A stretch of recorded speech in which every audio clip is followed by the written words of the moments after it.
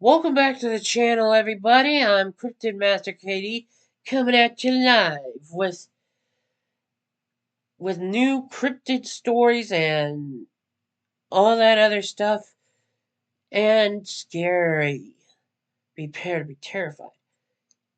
This story takes place in 2006 in Palmira, Maine, where a couple and their 16-year-old daughter were besieged and held captive in their own house by what they say was a pack of wolf-like creatures.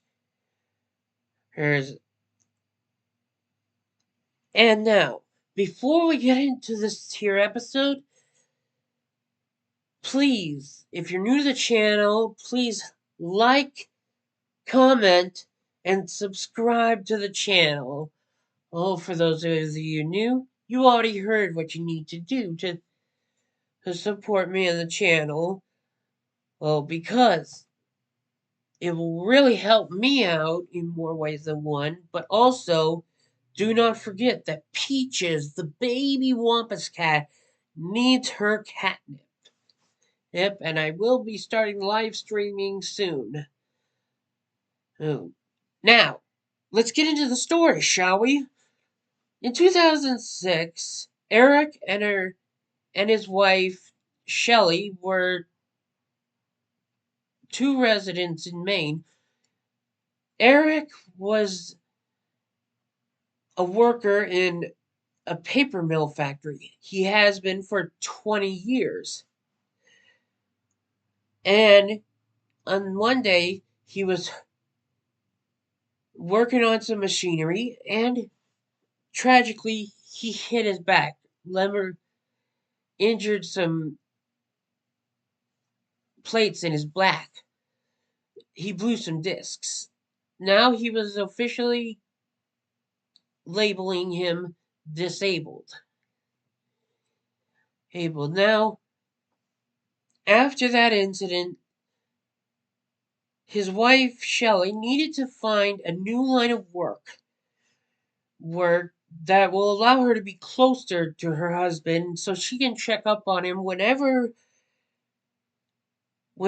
she was off work for a few or having a break from work. So after that they decided to move to Palmyra. They moved to a small town called Palmyra, Maine, which was a very big thing for everybody. Now, one of the most keen things upon arriving, they bought a huge property with 10 or so acres of land that a farmhouse that was completely almost a little bit isolated, but it was surrounded by fields with animals and all kinds of stuff out there, and that was surrounded by a lot of untouched wilderness and woods. Now, one thing that you all need to know is that Eric came from a long line of hunters. You know, he loved hunting. He's been hunting for pretty much all his life. He basically he owned a huge stock of guns, very special guns. He's hunted everything that would be allowed to hunt in the state of Maine. But the guns have always been a problem with him and Shelley. She doesn't like them in the house, but and so when when Eric tries to take his gun collection in the house, Shelley stops him in his tracks and says, "Nuh-uh, nuh-uh, those aren't going into the house." we have kids and I don't feel safe with them in the house. Well, I'm sorry, if you live in the country, you need to have a weapon in the house and a firearm or something because there's more out because you're out in the remote wilderness, living near the wilderness, you need to be ready to defend yourself if you need to. So, Eric kind of made a compromise with Shelley. So he had his son Sean came over and they they put all his gun collection in a box and they put it into the barn where it would know just to keep the gun safe and from being stolen. However, this would definitely be a big mistake later. Now, a few days into after moving in, nothing pretty much happened. But one thing that a lot of storyboards and especially from that TV show that I enjoyed called Paranormal Witness that actually featured this very story. We missed out on one thing. A month or so after moving in, Eric began and seeing what he described as the ghost of a teenage girl. She was no more than 13 or 14 years old, in a whitish gown, and he claims he could see her and hear her throughout the house. I was even one time sitting at the edge of the bed. Now, Shelley would not see or hear anything from this so-called ghost for some time. However, a little bit later, one night she was going to sleep, and so she saw her. And then, and as she's laying on the bed trying to fall asleep, that ghost girl appears at the edge of the bed and taps her on the hand and then disappears. Now, after a pretty much a well enough time, Eric and Shelley developed this special ritual of sitting out on the porch enjoying coffee. They were drinking coffee in order to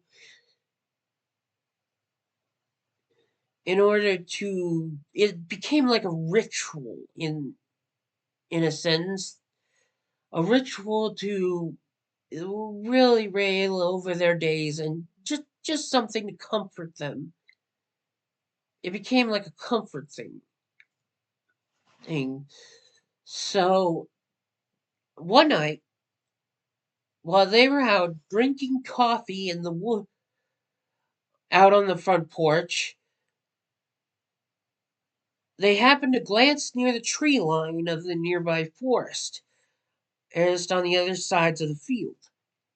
And then just what really catches their eye are what they said were these lights in the trees that they described them as not like a lantern or a flashlight. They said that they basically got really bright. It was like a pulsating light going on and then go off, go on and then off.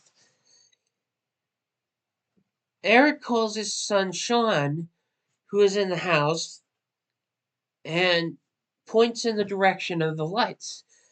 And his son's first instinct is, okay, it's poachers, probably.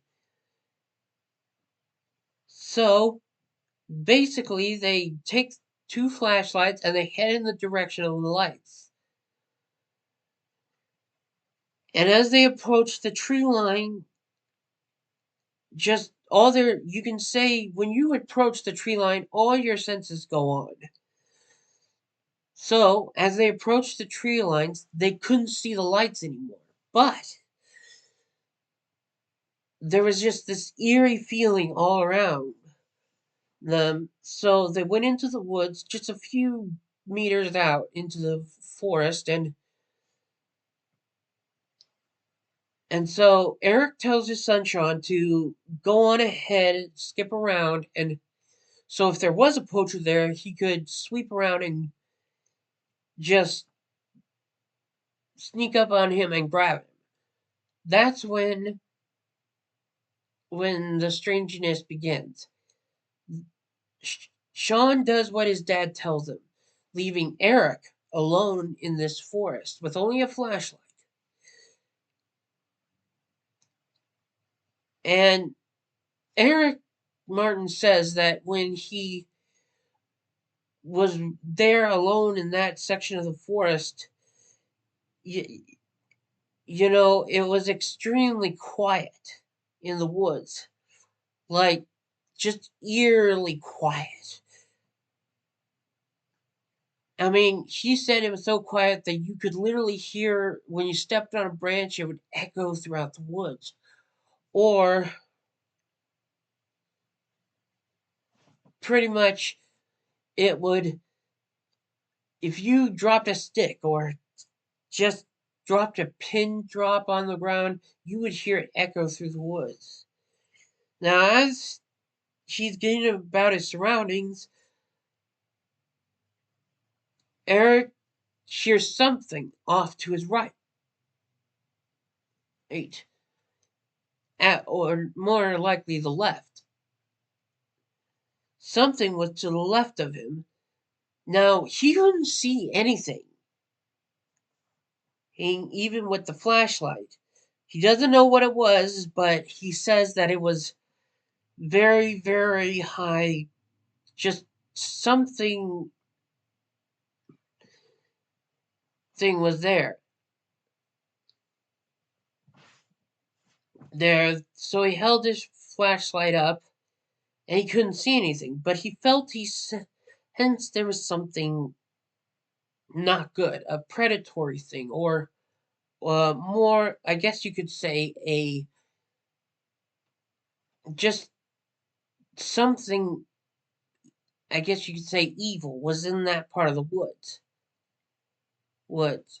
Now he did see some for a minute, but th- there was nothing there. So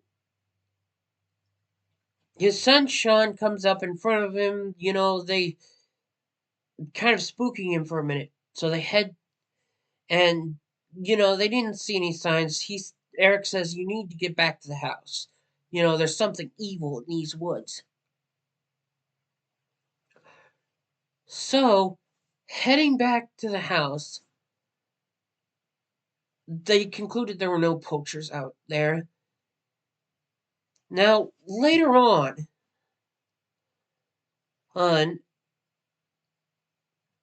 Eric and Shelley's daughter Chelsea, who was 16 years old at this time, was officially. It was almost time for school in whole season. It was, school was about to start, and her boyfriend Nate comes over, and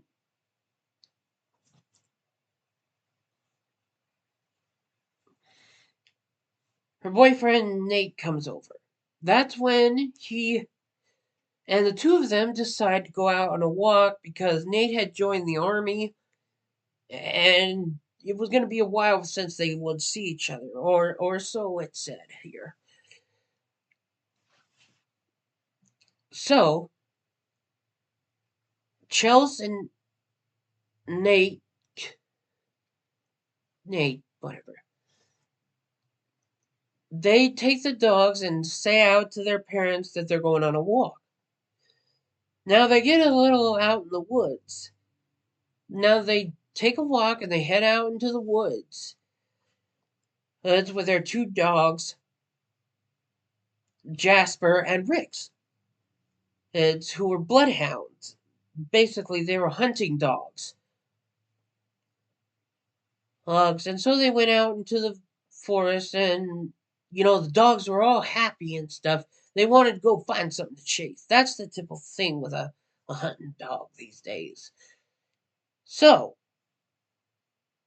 af- so they let the dogs off the leash because the dogs got wind of something, so they let them off the leash to go let them have fun. And the dogs just take off into the trees, and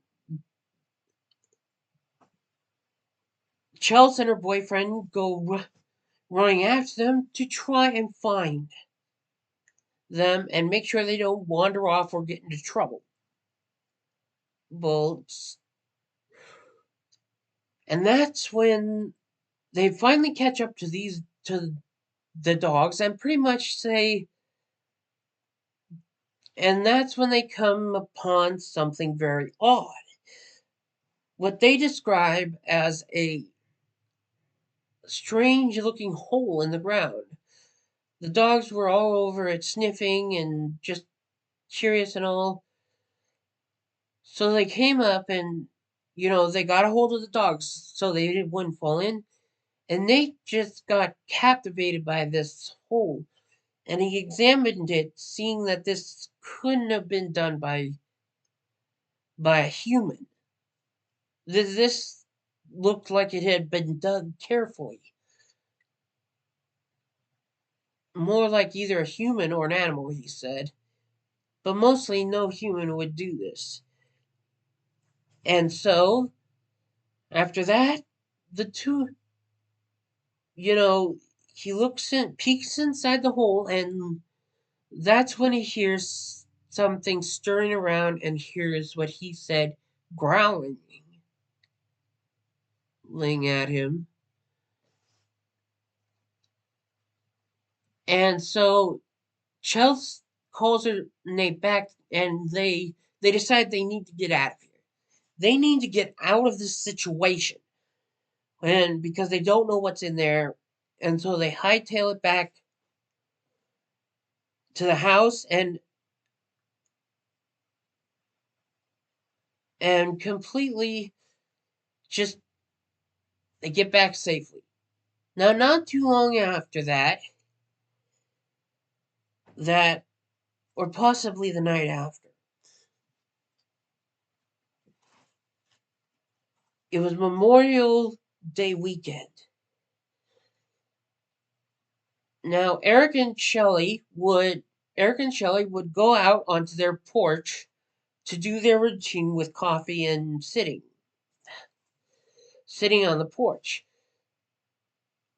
Chelsea had gone upstairs to bed and, was just being a cool thing. She was getting ready for school, so she got to bed.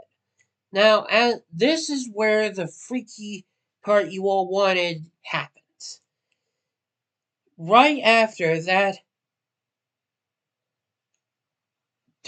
Chelsea went to bed, and they were out there drinking their coffee. They felt something was very off. There were no animals making any noises, like crickets, the horses in the field, or deer, or whatever. There was none of that. Everything was eerily quiet. Yeah, like you couldn't hear anything out in the woods, okay?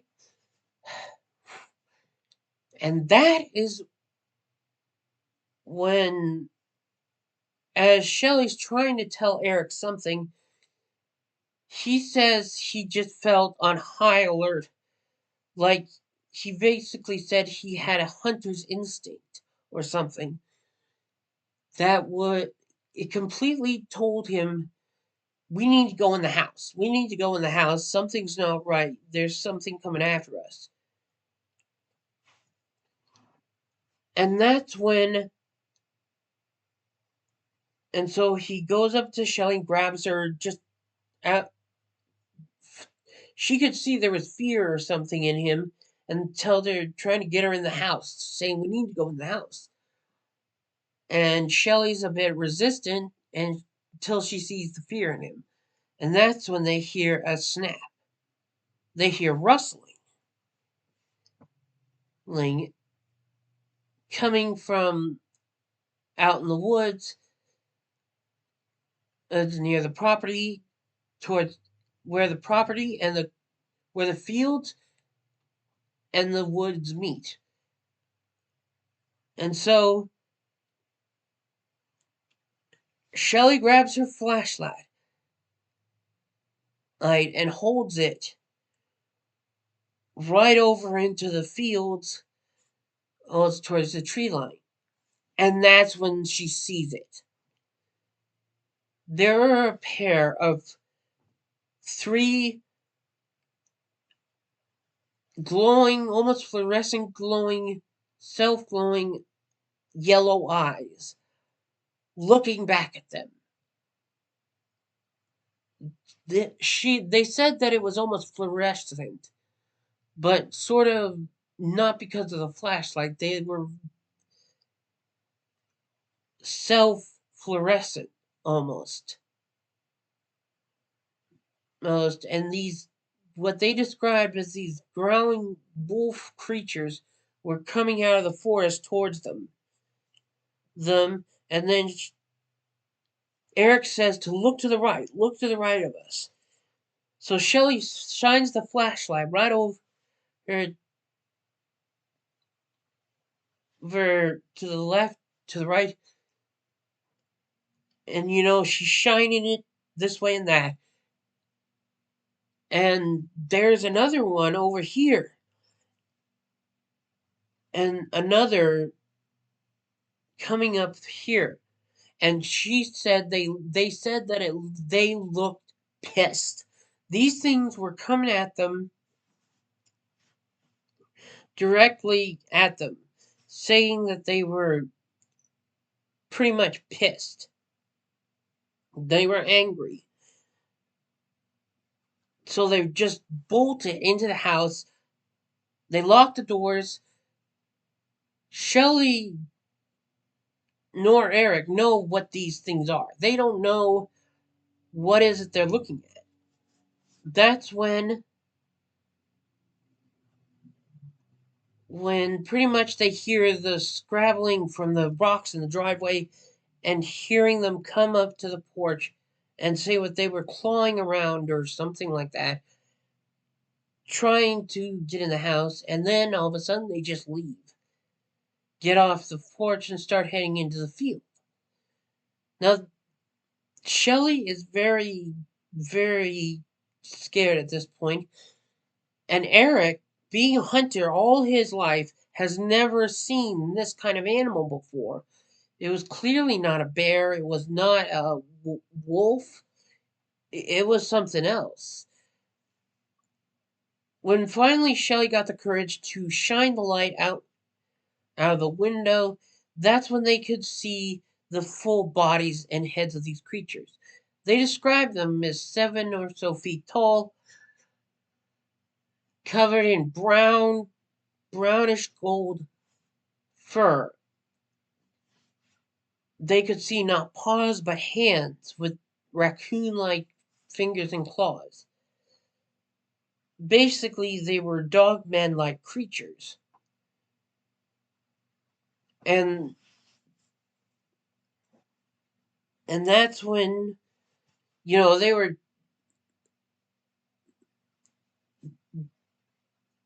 were completely freaked out at this point.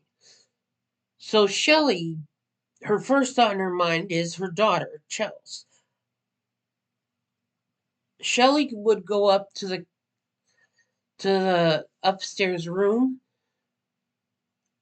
to check on her daughter, leaving Eric downstairs alone. Now, when Shelley went up she woke her daughter up, saying that you have to get up. Listen, there's something out there. However, Eric said that he needs to go get his gun. And she says, don't. Ugh. Now, Eric was down there alone, and his only full focus and instinct here was to protect his wife and his daughter. So his first thought is he looks over towards the driveway and could see these dog-like, wolf-like creatures were out in the field over by the hill, a little distance away from the house. And that is when Eric looks over and sees the car in the driveway, and he figures, yet if he could get to the car, he could back it to the house, call Shelly and Chels downstairs. They can get in the car and just drive away and get to safety. Even though now, even though in most dogmen cases they are known to catch up to cars and chasing them. So after some thinking, Eric just grabs his keys and without a second thought goes outside to the.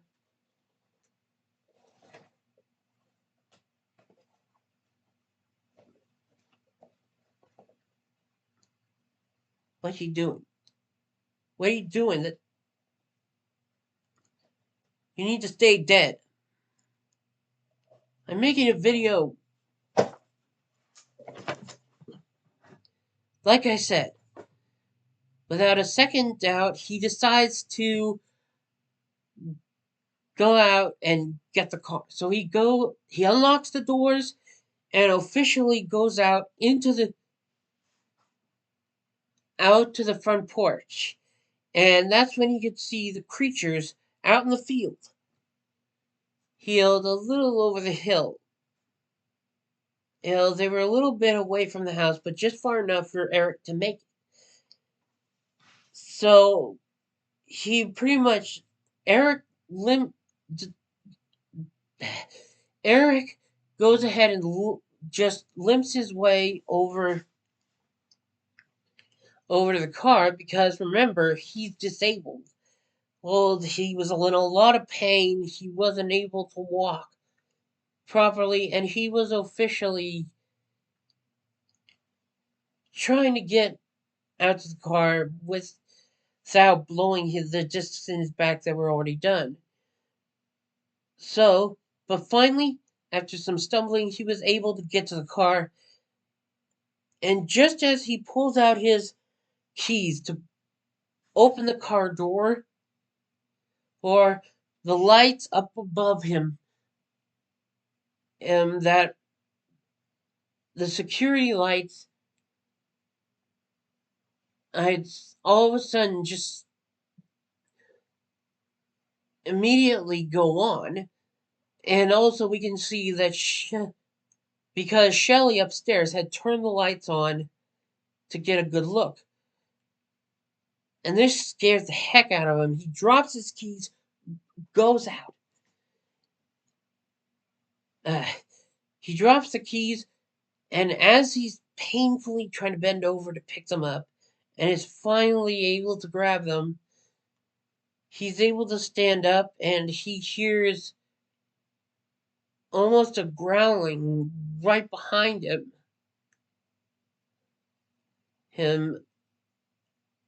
And that's when he turns around and he comes nose to nose with one of these werewolf creatures. He comes face to face with one of the werewolves. And he says that it looked at him with these red eyes and he knew this was it. It was going to come at him and attack him. But as the creature got close and it reached its hand to grab him, all of a sudden it jolted back when it entered the light. And that officially And after that, the creature just backs up and turns and heads right over and runs on all fours back to the others. And Eric at this point knows that this isn't that driving away is not going to be an option. And so he stumbles and works his way back to the house and closes the door. And that's when Shelly's coming down the stairs. She tells him how big and stupid that was,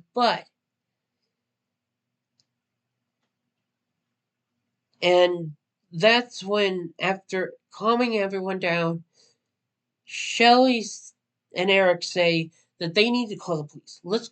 We need to call the police, and hopefully that will scare these creatures off, or the lights from the police car will drive the creatures off. And that's when pretty much that was pretty much their only hope here. So they call the police and tell them about these creatures that are besieging them, and how they really need help. So the police, well, you can imagine, don't take them real seriously. The police chuck up and say,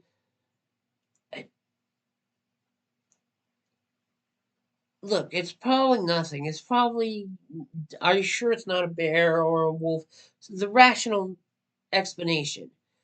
And no, as Shelley's trying to tell him, she says, "Look, the police say that you need to barricade your doors, stay inside, keep all the lights on, and we'll be on, we'll be in touch so that if you need us, anything from us, if you need us, we'll one call ahead." And that's when, and after hanging up the phone, the two of them understand here that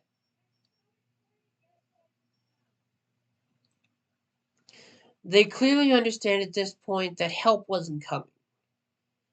The police didn't believe him, or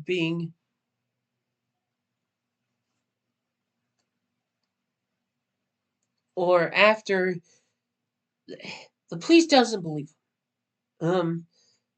They can't call for help.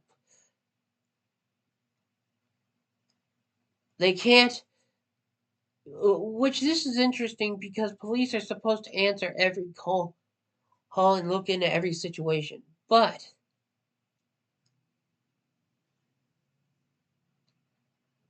the two of them sit on the couch.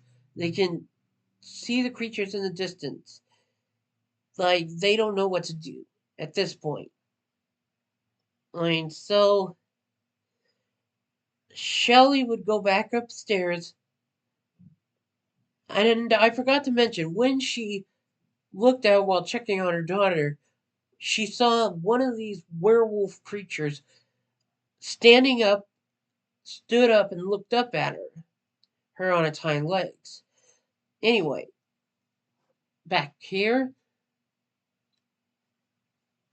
So Eric pretty much sits downstairs and is pretty much feeling helpless. He feels helpless that he can't protect his family. He's helpless because these werewolves, were holding them captive in their own home, and they were the captors.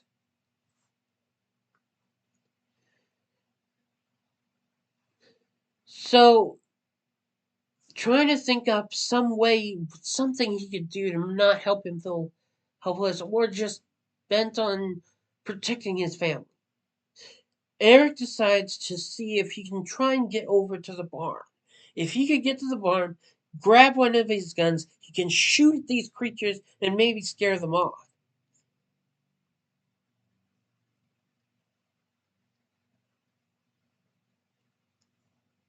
And very well, that is when something pops in that he may have miscalculated about the creatures, but according to him, he says that when he was out there, he thought of a weakness to the creatures, and that was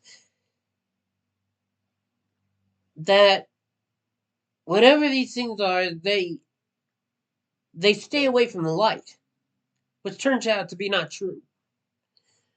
And he said that he didn't understand if they couldn't be in it, or maybe it hurts their eyes, but suddenly there was something to defend himself that he could, but all of a sudden there was something that, you know, that they could defend themselves with. So he thought to himself, if he could get to the barn and officially, if he could get to that barn, he could grab the guns, get him back to the house, and defend his family. So he made a very high risky decision, unlocked the door, and walked his way to the barn, and wove his hands to try, just wove his hands like this to try and get the security lights on. And only a few meters in towards the barn, the lights come on, and right there, all the werewolves are completely surrounding him. And all the eyes are looking at him. Part of them, he said, were going to his left, into his right, and were preparing to pounce. And he, as a hunter, understood here that this was hunting mode. This was hunting mode. And this is a way they would take down an animal. And pretty much he understood that he was that animal.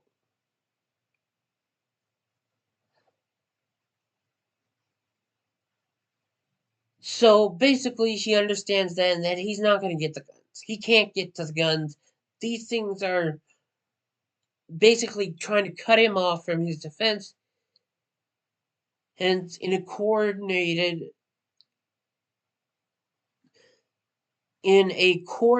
attack, in a coordinated, almost taunting way of showing him, you can't get to your guns. We're going to kill you if you try.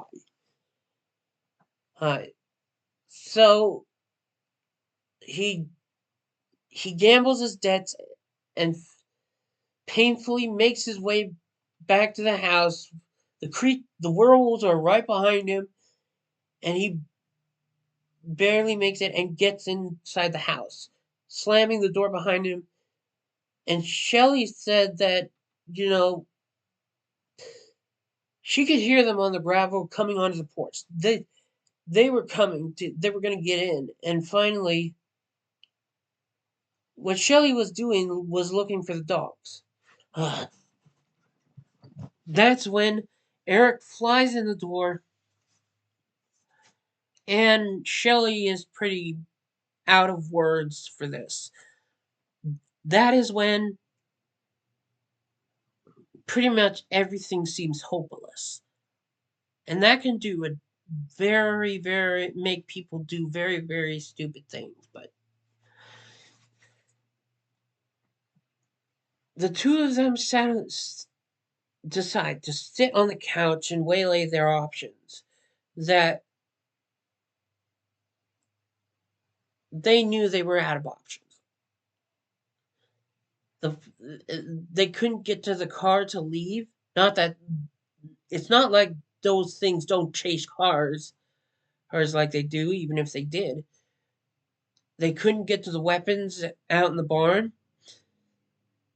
They were unable the police weren't coming to help them, and pretty much they were screwed. This pretty much as a last, they knew the only thing they could do was wait till daylight, and that's when they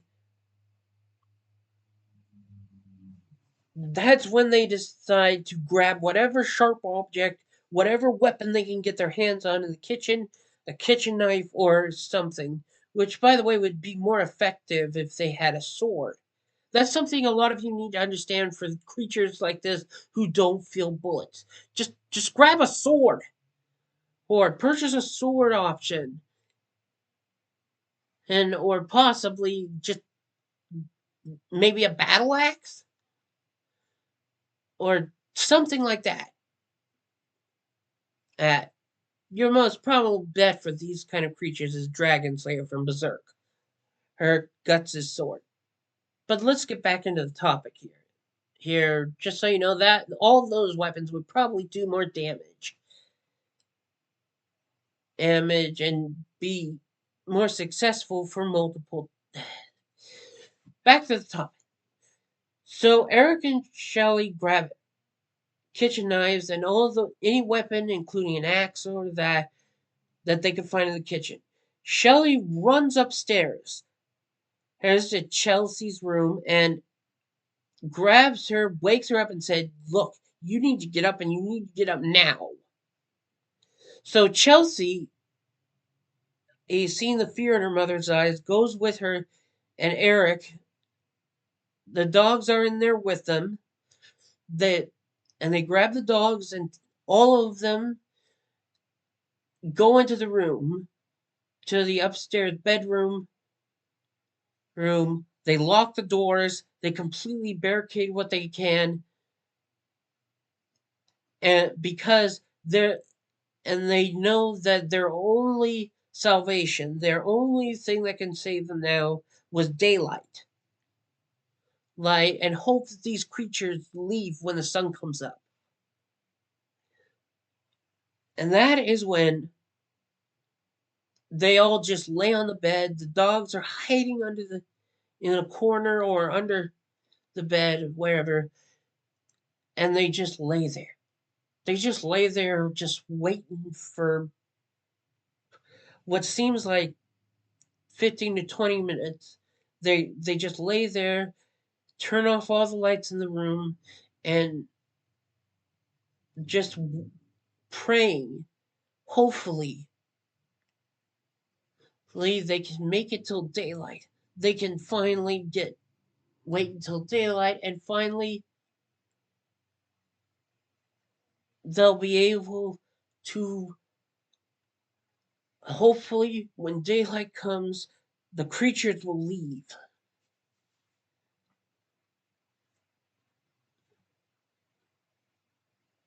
And so they wait for what seems like they said was an eternity or something, but only like a few minutes after going up and barricading themselves in the room and laying on the bed, they officially start hearing, at first, nothing. It was quiet. But then they could hear growling. They could hear the werewolves coming up onto the front porch, and some were jumping on the roof. They were going to try and get in. They were scratching at the door at different points in the house, almost like what the velociraptors in Jurassic Park did, the original did, and looked for weaknesses. Their big The couple said that when they were hearing these things around the house trying to get in, they heard what they described as demonic growling, changing from each direction, or in some accounts they say that they heard what kind of like a chattering. These things were communicating. they were speaking to each other, trying to find a way into the house. And you know, they Eric was holding on to his daughter's hand, and he says he could feel fear in her. There was fear. So he held her hand, looked at her, quietly said, "It's going to be okay. It's going to be okay. We're going to get through this. We're going to do whatever we're going to be okay. We're going to wait till daylight." And just saying that to his daughters, Eric says that he never felt a bond between a man and his daughter, but what basically he says that even though he was telling her everything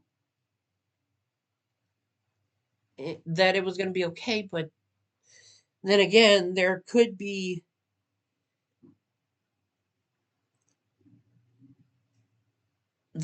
a slight chance here that the end could come tonight. These things would basically these things would probably just get into the house however they were going to get in, break through a door, break through a window, and they would get in and pretty much attack the family. So after and so they sat there just hearing these things scratching and growling and just trying shaking the doorknob and trying to get in. After some time of this, they finally fall asleep. The family is able to fall asleep, which is that's fine. The fam finally the After a nightmare of them breaking in, Shelley, Eric, and their daughter, her Shelley, uh, Chelsea, they all wake up in the morning completely, obviously, just shook up and scared from their night, from the whole night endeavor, and they're finally able to catch ease. The sun was out. There was no more growling or chattering or whatever, or any sign of the creatures, and they boldly looked out, and they were gone. The werewolves had left. Finally, emerging out of the home, the completely shook up. Uh, they looked around at whatever they could find of evidence here. Eric's son Sean came over and when this was all happened, he wasn't there when it happened. I've eaten too many mushrooms, people. I think I ate maybe some kind of magic mushroom or something. I'm losing my head here, which is why you need to subscribe for my health. Oh my God, that sounded. I really suck at being.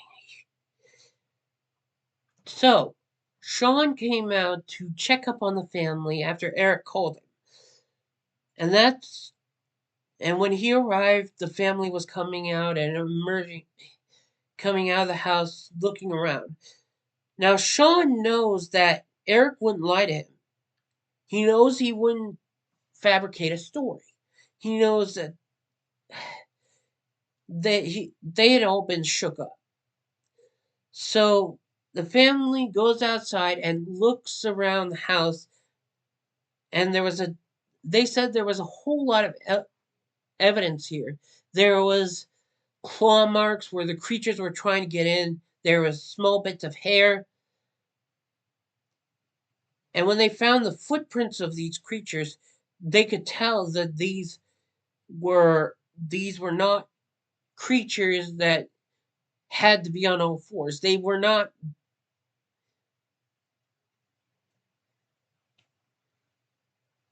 bipedal creatures. They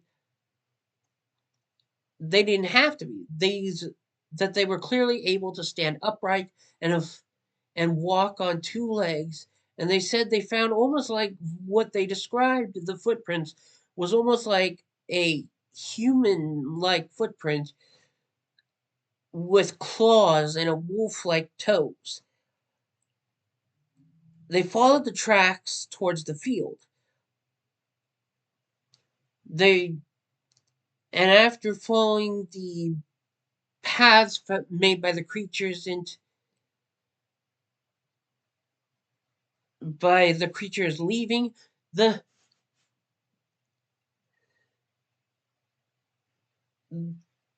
they follow the tracks and see that instead of going towards the woods near the den, they headed into the pond a little yards from the house, where they just dissipate.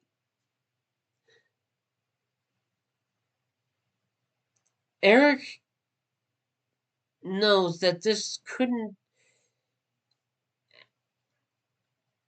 The family after that makes the rational decision to leave the house. They get out of there, they sold the property. You can still go to the property if you want to, but it is private property and you cannot enter her without permission or you're going to get in trouble. But the family hates that these creatures, they just still don't know what these were. They were clearly either hunting them, but Shelley states here that these creatures are, were, why were they there? They don't know why these creatures came at them, but maybe it was the fact that they found their hole, their den, and they disturbed something, they touched something they weren't supposed to most likely when Chelsea and her boyfriend found their den, the hole in the woods. And that's pretty much and so a couple days after that they officially decide to leave the house. I already said that. So after that they sold the property. To this day, they have no clue what these werewolves wanted from them. They could have easily gotten in the house, but perhaps they were warning them, stay away. And I advise you to do the same. Unless you're carrying some kind of like 12 gauge shotgun, you better just go ahead and bring silver bullets or a big sword and maybe some armor or something. That's better using or some. Just don't go there altogether, okay? And that is the end of our story. But one thing they miscalculated was the lights. The lights weren't what hurt these creatures because they were turned on. It's complicated.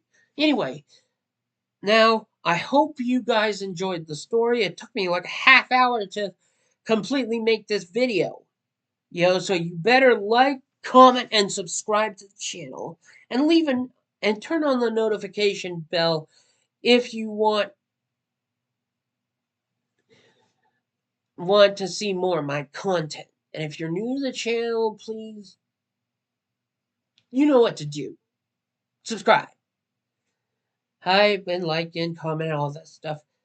I will be releasing new videos soon. I really need to get focused on that, or my precious Peaches will never get her catnip. So, with that out of the way, people, I hope to see you all again soon. Hoon And I am Cryptid Master. I love you all, and I'll see you in the next video.